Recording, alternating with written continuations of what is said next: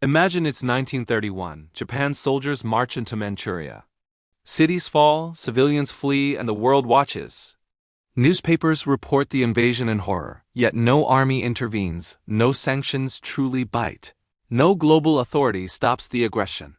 The organization created after the First World War, meant to prevent such catastrophes, seems powerless. This is not the story of a minor failure, it is a glimpse of an entire system unraveling before history's eyes. The League of Nations, hailed as humanity's best hope for lasting peace, is exposed as fragile, idealistic, and ultimately incapable of enforcing its own rules. How could an organization born from the hope of preventing another world war fail so completely? To understand the answer, we must look beyond headlines, beyond declarations of principle, into the political realities, structural flaws, and human ambitions that rendered the League powerless. Its story is one of promise colliding with reality, idealism thwarted by self-interest, and moral authority undone by the absence of power. The League of Nations emerged in 1920 as part of the Treaty of Versailles, conceived by Woodrow Wilson, who envisioned a world where disputes would be settled through diplomacy, arbitration, and collective security rather than bloodshed. For a moment, it seemed revolutionary, an international body with the potential to prevent wars before they started. Yet the first cracks appeared almost immediately. The United States, Wilson's own nation, refused to ratify the treaty, leaving the League without its most powerful potential member.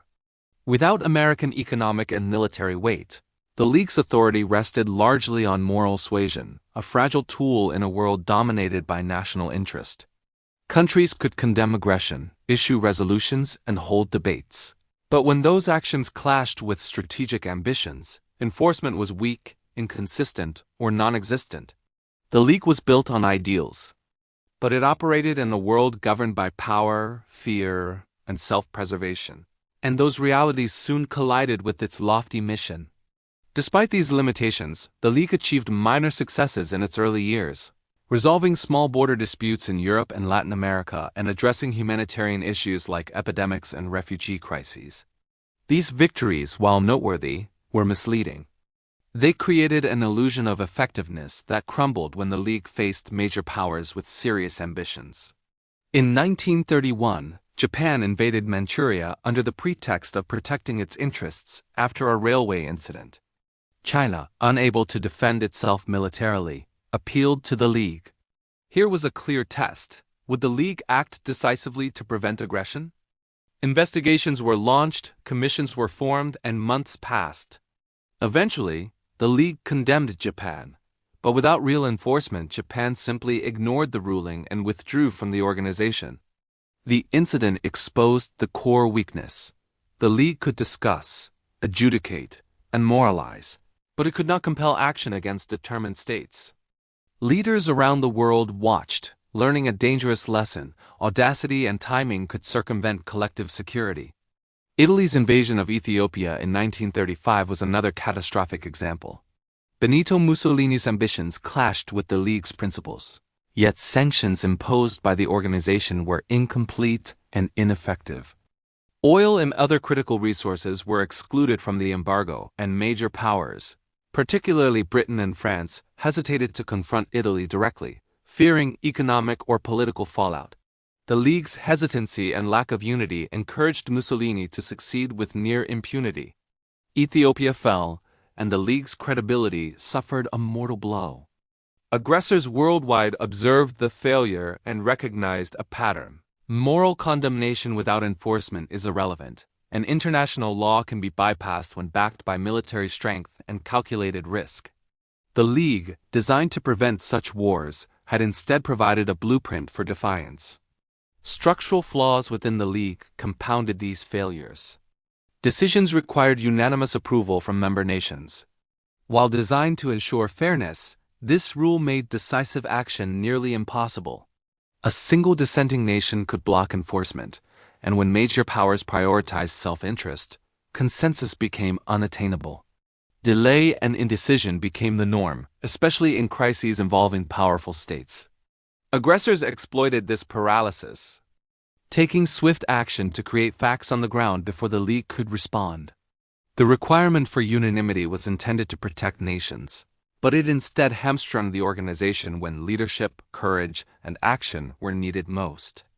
Economic and political realities further undermined the League. In the wake of the First World War, nations faced economic fragility, debt, and domestic unrest. The Great Depression deepened these pressures, forcing governments to focus on internal stability over international obligations.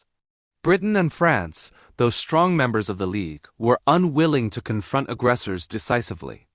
Military action, even in defense of principle, risked public disapproval, financial strain, and domestic instability. National self-interest repeatedly trumped collective security, exposing a fundamental weakness. The League relied on cooperation that countries were increasingly unwilling to offer. Moral authority alone could not restrain nations whose survival and strategic ambitions demanded flexibility and caution. Military weakness was also critical.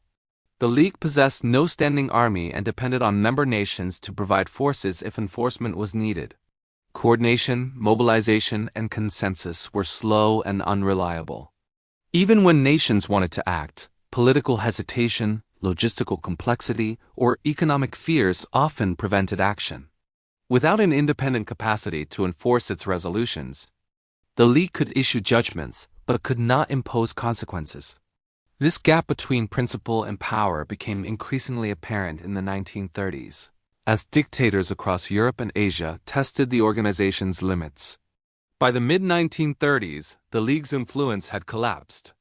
Japan had left, Italy had conquered Ethiopia, and Germany under Hitler was openly violating post-war treaties, rearming, and withdrawing from the League in 1933. Hitler's defiance highlighted a critical truth. Aggressive nations would pursue their ambitions if the costs were low and consequences weak. The League was no longer a player in world affairs. It had become an observer, issuing condemnations that lacked teeth. Nations increasingly bypassed it, forming secret alliances and acting unilaterally.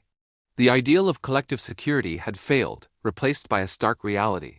Without enforcement capability, international organizations are powerless against determined, militarized actors.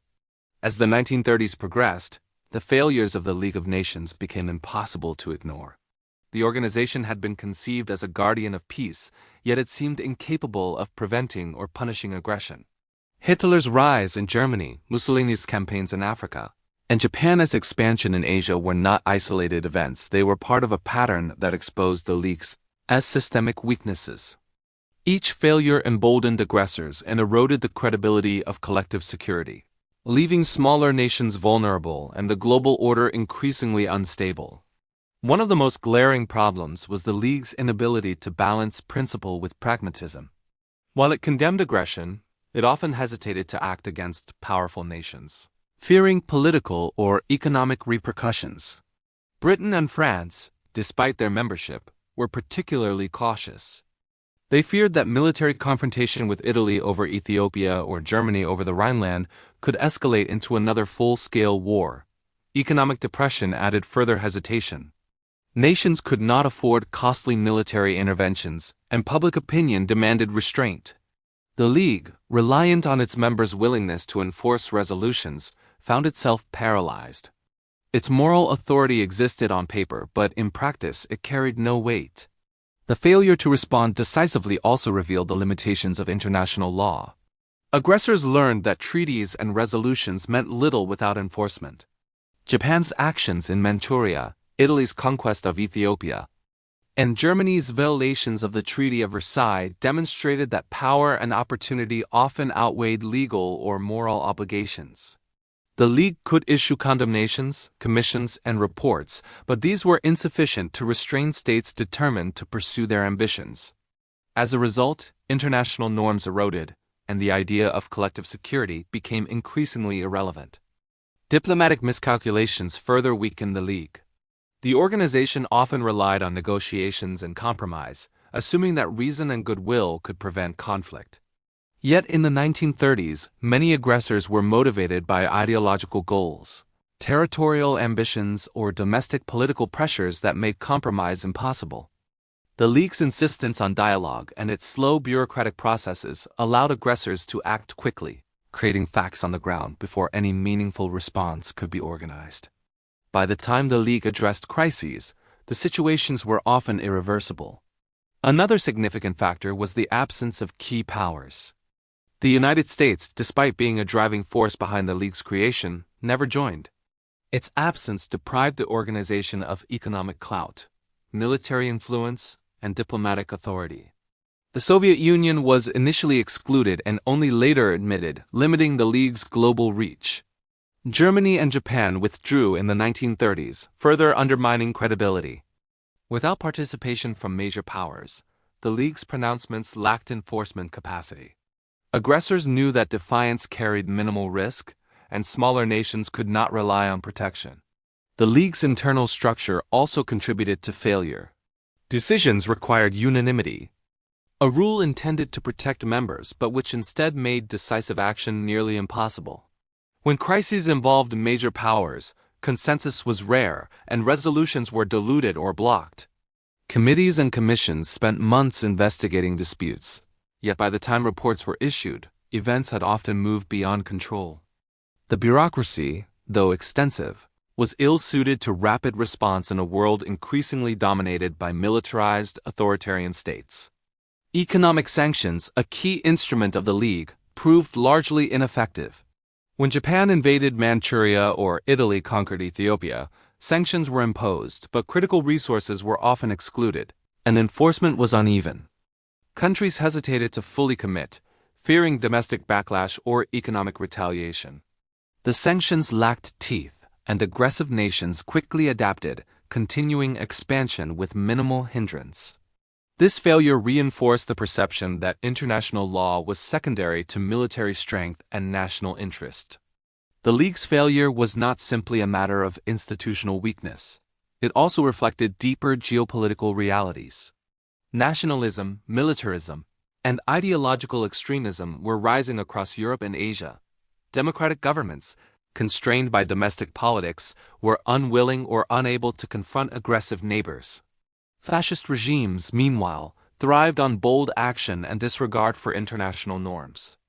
The League, built on the principles of dialogue, arbitration, and moral authority, was ill-equipped to operate in an era dominated by ideology, power politics, and rapid military mobilization. By 1939, the League had effectively ceased to function as a guardian of peace. Germany had annexed Austria and the Sudetenland. Japan had expanded throughout East Asia. Italy had solidified control over Ethiopia. The organization existed in name only, issuing statements and resolutions while the world moved inexorably toward the Second World War. Its failure was both systemic and moral. It demonstrated that idealistic institutions cannot substitute for power, and that collective security requires enforceable commitments, not merely goodwill and rhetoric. Historians continue to debate the League's legacy. Some argue that it was doomed from the start, a product of idealism clashing with geopolitical reality. Others note that it achieved limited successes, resolving minor disputes and setting precedents for international cooperation. The League also laid the foundation for its successor, the United Nations, which incorporated lessons about enforcement, collective action, and the inclusion of major powers.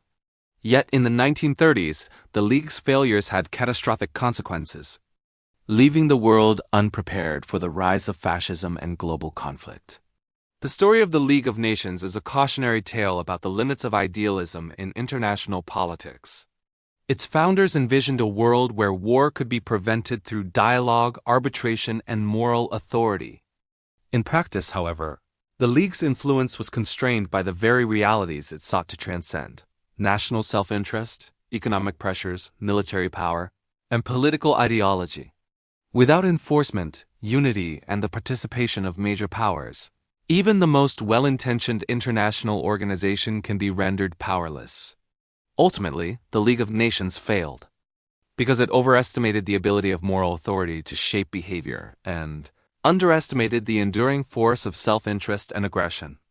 Its collapse illustrates a timeless lesson: peace cannot be maintained by principles alone. It requires power, commitment, and the willingness to act decisively.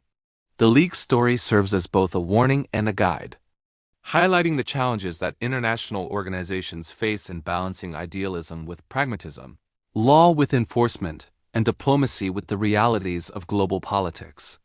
As we reflect on the League's history, we see echoes in today's world. International institutions continue to grapple with enforcement, consensus, and the tension between ideals and national interests. The failures of the League remind us that collective security is fragile, that moral authority has limits, and that the cost of inaction can be catastrophic. In studying the League of Nations, we gain insight not only into the interwar period but into the enduring struggle to prevent conflict in an imperfect world, where ambition, fear, and self-interest often shape history more than principles and declarations ever could.